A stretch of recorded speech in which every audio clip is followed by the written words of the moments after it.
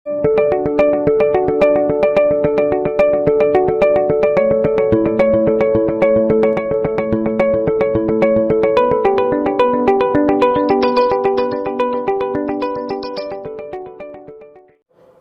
दोस्तों, सत्यनारायण उच्च शिक्षा संस्थान तुलसीपुर श्रावस्ती के ज्ञान संपदा चैनल पर आपका हार्दिक स्वागत है। मैं रोहित वर्मा आज आपके समक्ष दूसरी बार हिंदी के कुछ महत्वपूर्ण बिंदु लेकर के आया हूँ। हम पिछले वीडियो में हिंदी शब्द की उत्पत्ति कैसे हुई इसके संबंध में पढ़ चुके हैं। आज हम हिंदी भाषा की सबसे छोटी इकाई वर्ण के संबंध में जानने की कोशिश करेंगे।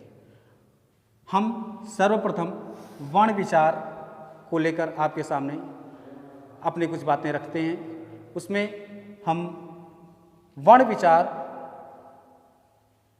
को पढ़ाने से पहले हम सबसे पहले ये जानने की कोशिश करेंगे कि आखिर वर्ण विचार से पहले की चीज़ क्या है।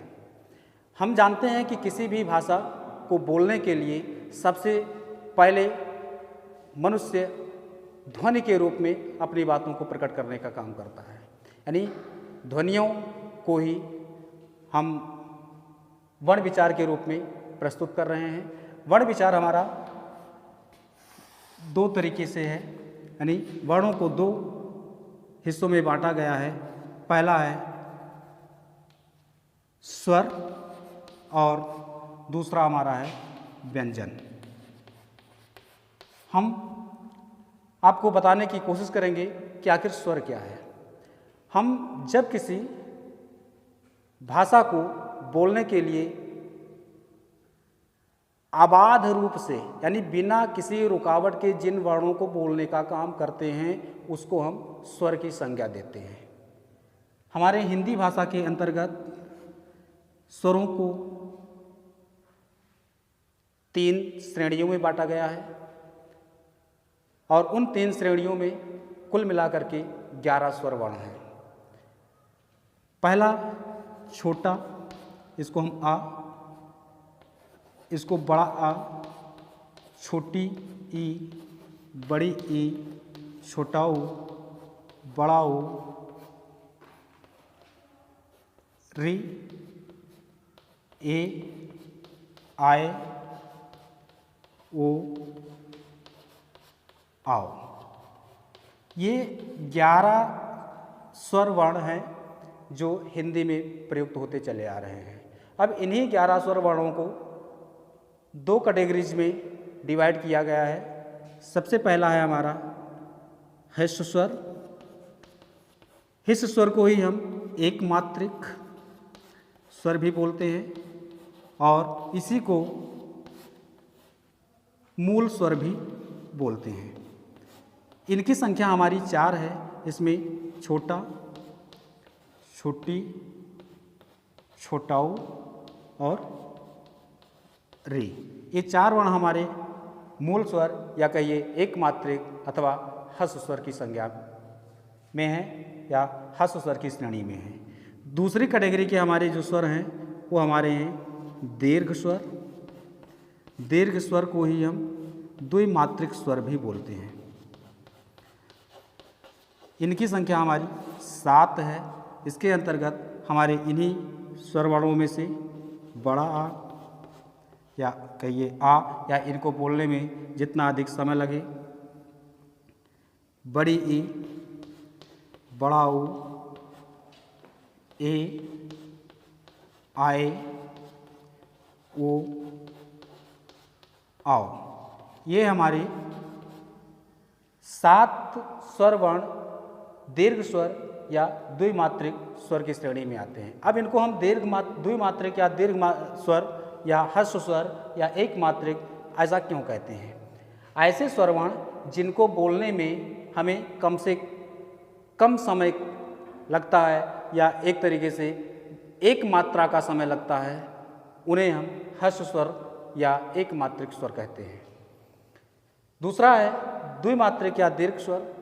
ऐसे स्वर वर्ण जिनको बोलने में ह्रस्व स्वरों की अपेक्षा 2 गुना समय लगता है, उन्हें हम दीर्घ स्वर या द्विमात्रिक स्वर कहते हैं। एक हमारा तीसरा, हमने पहले बताया था कि 3 कैटेगरी में स्वर आते हैं हमारे, लेकिन वो हमारा है प्लुत स्वर। प्लुत स्वर क्या होते हैं? इनको बोलने में हर्ष स्वरों की अपेक्षा 3 गुना या कहिए अधिक से अधिक समय, यानी 2 गुने से भी ज़्यादा समय जिस वर्ड को बोलने में लगता है उसे हम प्लुत स्वर कहते हैं। इसको हम ऐसे स्वर जैसे ओम, जब कभी हम ओम का उच्चारण करते हैं तो ऐसा लगता है कि हमको हर्ष स्वरों की अपेक्षा 2 गुने से भी ज़्यादा, यानी दीर्घ स्वर की अपेक्षा अधिक समय बोलने में लगा, जैसे ओम। स्वर हमने जाना, स्वर क्या है, अर्थात ऐसे वर्ण जिनको बोलने में हमारे कंठ से ओष्ठ तक या हमारे मुख विवर से होते हुए अबाध रूप से, यानी बिना किसी रुकावट के जब हमारी आवाज़ निकल जाती है उनको हम स्वर कहते हैं। हर्ष स्वर क्या हैं? ऐसे स्वर वर्ण जिनको बोलने में सबसे कम समय लगता है या एक मात्रा का समय लगता है, उन्हें हम हर्ष स्वर कहते हैं। दीर्घ स्वर एक मात्रा की अपेक्षा दो मात्रा का समय जिस वर्ण के बोलने में हमें लगाना पड़ता है वह हमारे द्विमात्रिक या दीर्घ स्वर हैं। तीसरा प्लुत स्वर, जिसको बोलने के लिए हमें सबसे अधिक समय या दीर्घ स्वर की अपेक्षा भी अधिक समय लगता है, उसको हम प्लुत स्वर की संज्ञा देते हैं। अब हम स्वर को जानने के पश्चात व्यंजनों को जानने की कोशिश करेंगे। आखिर व्यंजन कितने प्रकार के होते हैं, व्यंजन है क्या चीज़? व्यंजन वह वर्ण होते हैं जिनको बोलने के लिए हमें स्वरों की सहायता लेनी पड़ती है, वह हमारे व्यंजन कहलाते हैं। व्यंजन वायु मार्ग में अवरोध के आधार पर 5 कैटेगरीज में डिवाइड किए गए हैं। व्यंजन वायु मार्ग में अवरोध के आधार पर 4 भेदों में बांटे गए हैं। सबसे पहला आता है हमारा स्पर्श व्यंजन।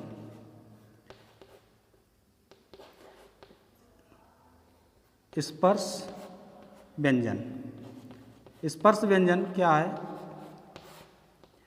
स्पर्श व्यंजन को हम 5 श्रेणियों में बांटते हैं। जैसा कि हम जानते हैं कि जब हम कभी किसी वर्ण का उच्चारण करते हैं तो हमारे ये वर्ण कंठ, ताल, मूर्धा, दंत और ओष्ठ, यानी कंठ, ताल, मूर्धा, दंत और ओष्ठ, यहाँ पर आकर के हमारी वायु बाहर निकल जाती है। यानी कहने का तात्पर्य है कि व्यंजन हमारे कंठ से उच्चारित होना शुरू करते हैं और क्रमबद्ध रूप से ओष्ठ तक आकर के रुक जाते हैं।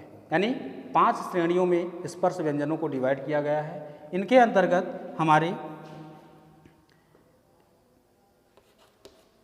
25 वर्ण आते हैं। कंठ के अंतर्गत इनको हम, चूँकि कंठ वर्ण हैं तो इनको हम कंठ के नाम से जानते हैं। ये कौन कौन से वर्ण हैं?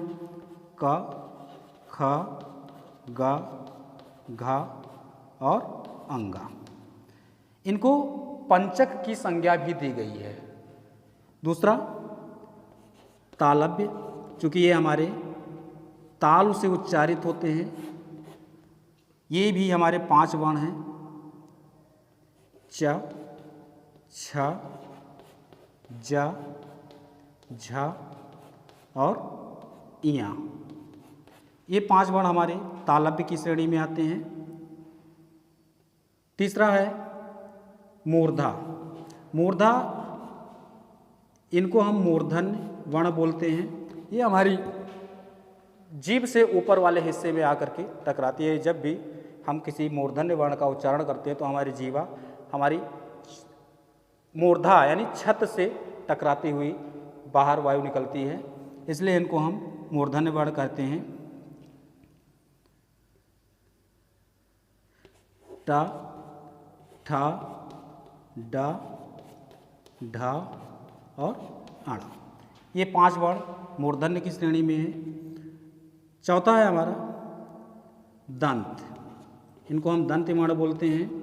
दंत वर्ण का मतलब है कि जब हमारी दंत वर्ण का उच्चारण होता है तो वायु वेग से आकर के दांत पर टकराती है और इस तरीके से दंत वर्णों का उच्चारण होता है। ये भी हमारे 5 हैं, ता, था, दा, धा, ना। फिर सबसे लास्ट चूँकि हमने बताया था स्पर्श व्यंजनों की संख्या 25 है और प्रत्येक वर्ग में 5-5 वर्ण हैं, यानी कंठ में भी 5 हैं, तालव्य में भी 5 हैं, मूर्धन्य में भी 5, दंत में भी 5 और सबसे लास्ट हमारा है ओष्ठ वर्ण। ओष्ठ क्या है? हमारी जो वायु होती है वो ओठ से आकर के टकराती है।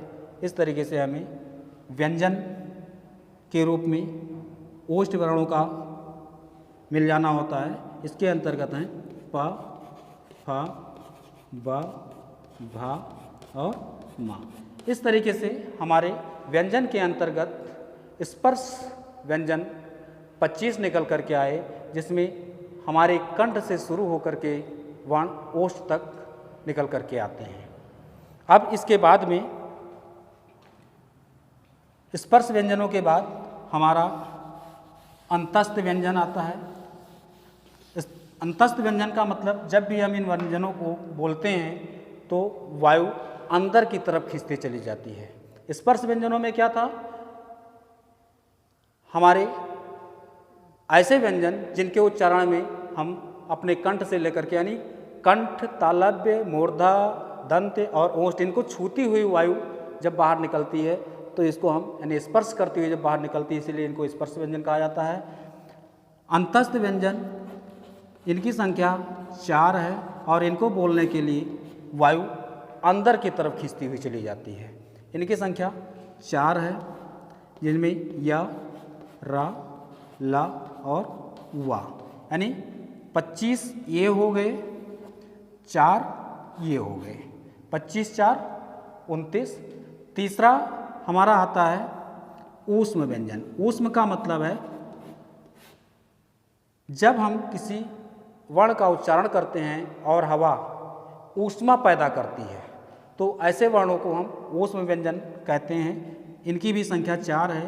इसमें सा, सा, शा और हा, ये 4 वर्ण हैं। लास्ट में संयुक्त व्यंजन आता है। संयुक्त व्यंजनों की भी संख्या 4 है, लेकिन संयुक्त व्यंजन का मतलब जब हम व्यंजन और व्यंजन को जोड़ करके किसी तीसरे व्यंजन का निर्माण करते हैं तो हमारे संयुक्त व्यंजन कहलाते हैं। इनकी भी संख्या 4 है। इसमें छ, त्रा, ज्ञा और स्रा, ये 4 वर्ण आते हैं। छ, त्रा और छ, त्रा, ज्ञा और स्रा। और इस तरीके से हमारे 11 स्वर, 25 स्पर्श व्यंजन, 4 अंतस्थ व्यंजन, 4 ऊष्म व्यंजन, 4 संयुक्त व्यंजन, 2 ऐसे वर्ण हैं जिनको हम अयोग वाह कहते हैं। अयोग वाह, ना ही इनका योग स्वरों में होता है और ना ही व्यंजनों में, क्योंकि स्वर स्वतंत्र रूप से उच्चारित होते हैं, व्यंजन स्वरों की सहायता से उच्चारित होते हैं। लेकिन अयोग वाह क्या होते हैं? ना तो इनको बोलने के लिए हम स्वतंत्र रूप से बोल सकते हैं और ना ही स्वर की सहायता से इनको बोल सकते हैं। इसलिए ना तो ये स्वर हैं और ना ही व्यंजन हैं। ये हमारे हैं अंग, जिसको हम अनुनासिक और आहा नहीं, अनुनासिक नहीं, अनुस्वार, और दूसरा अयोगवाह कहलाता है। अब इनकी संख्या हमारी 2 हो गई, और सबसे लास्ट में हमारे पास उत्क्षिप्त, या इनको हम द्विगुण व्यंजन के नाम से भी जानते हैं। इनकी भी संख्या हमारी 2 है, अड़ा और अड़ा। ये क्या होते हैं, जब हम उत्क्षिप्त वर्णों का उच्चारण करते हैं तो हमारी जीभ ठोकर मारती हुई आवाज़ निकालने का प्रयास करती है, इसलिए इनको उत्क्षिप्त या द्विगुण व्यंजन कहा जाता है। इस तरीके से हमारे वर्ण विचार के अंतर्गत 11, 25, 4, 4, 4, 2 और ये 2, कुल मिलाकर के 52 वर्ण हमारी हिंदी भाषा के अंतर्गत हैं, जिनमें 11 स्वर, 25 स्पर्श व्यंजन, 4 अंतस्थ व्यंजन, 4 ऊष्म व्यंजन, 4 संयुक्त व्यंजन, 2 अयोगवाह और 2 उत्क्षिप्त या द्विगुण व्यंजन। धन्यवाद। Thank you.